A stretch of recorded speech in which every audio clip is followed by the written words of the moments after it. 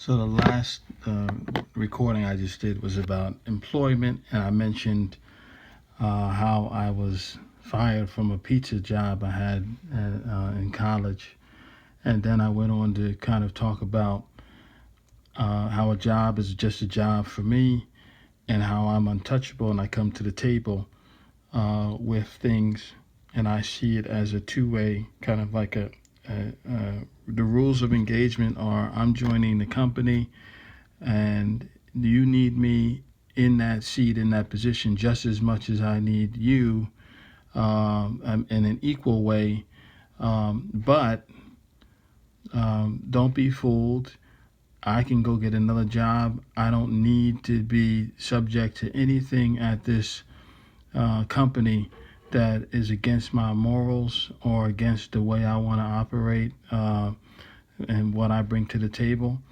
So, and I think the reason why there's some root in that level of self-confidence, and I know because I've worked in positions.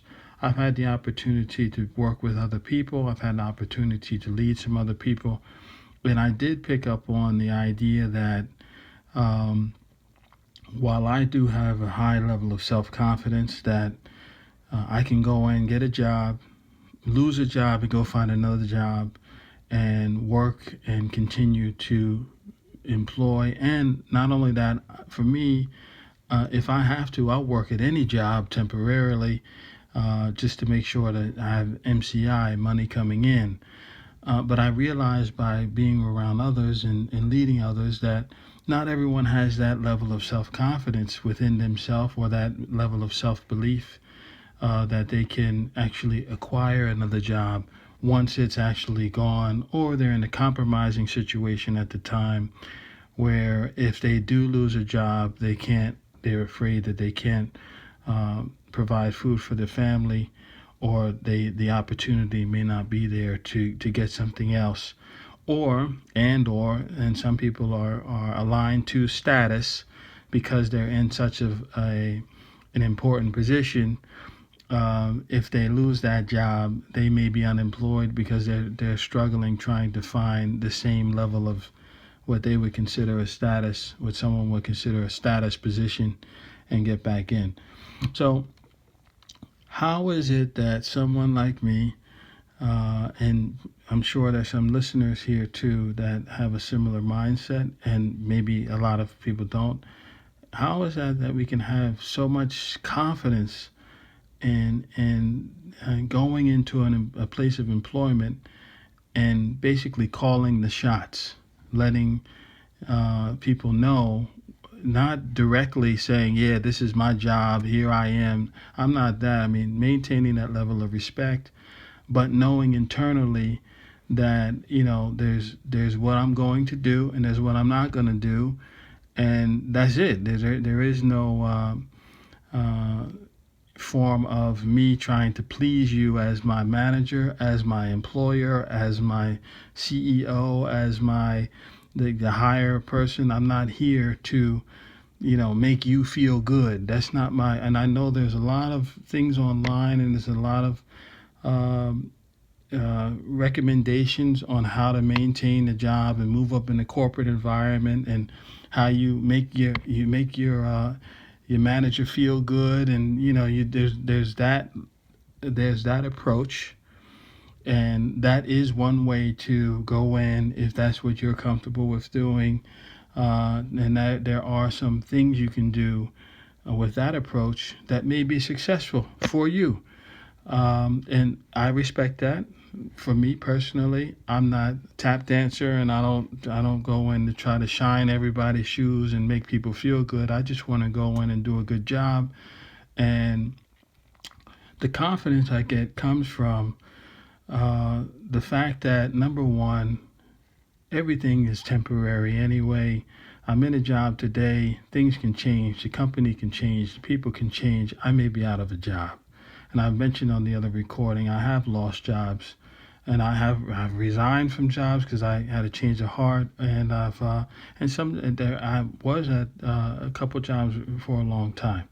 Okay, that's number one. Is things are temporary. Number two is, you know what? For me, the job doesn't define who I am, meaning I have a certain skill set, and independent of the job, I'm working outside to build my skill set. I'm reading the books.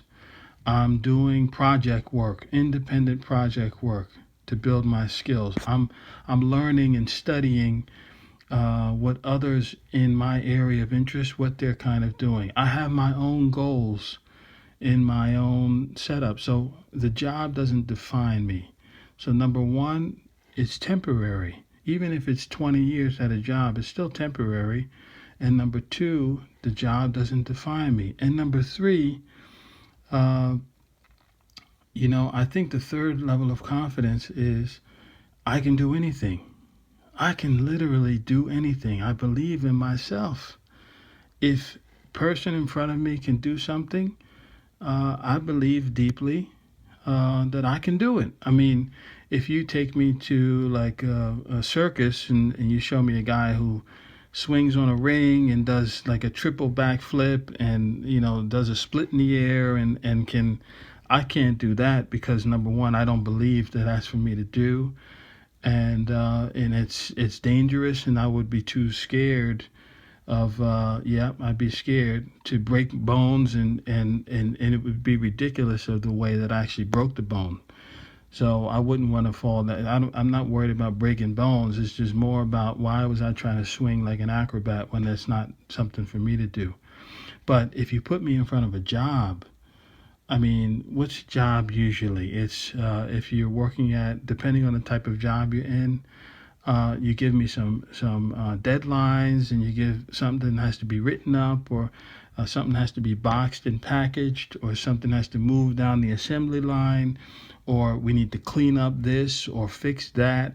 All those things are skills that I believe can be developed and trained. The people in those roles have learned, and the longer that we're practicing and learning and upskilling, the stronger that we can become.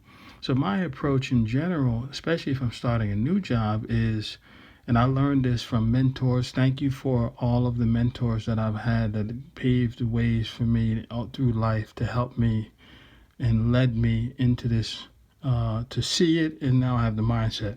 But when I start a job, my first couple months, I am in kind of like ballistic mode. The goal is to get in, learn as much as I can, go as hard as I can at the job and at home studying, move as fast as possible to get things understood and in place so that I have a skill set.